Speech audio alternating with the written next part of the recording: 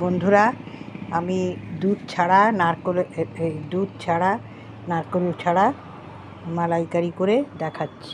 এই মাছগুলো ভেজে নিয়েছি হালকা করে একদম। এবার আমি ছাড়ছি। তেজপাতা দিলাম, গরম মশলা দিলাম,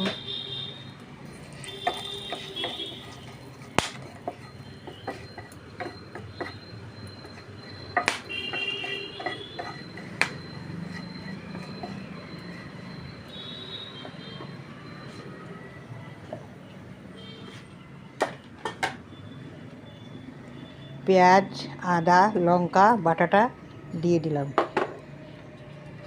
এগুলো ফোড়নটা হয়ে গেছে।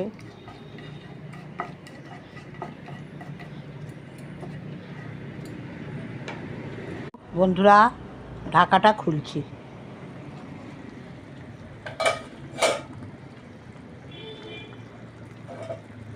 হয়ে যাচ্ছে দেখুন।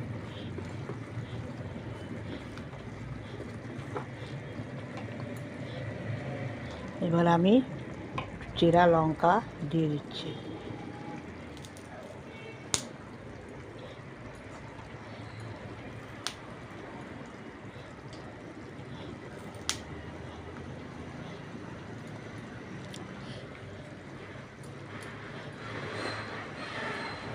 এক চামচ ঘি ছড়িয়ে দেব, এক চামচ।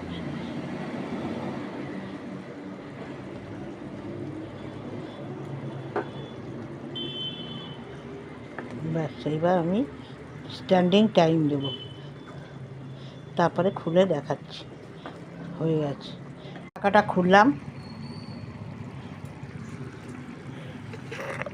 গরম মশলাটা দেওয়া হয়নি, একটু গরম মশলা ছড়িয়ে দিলাম।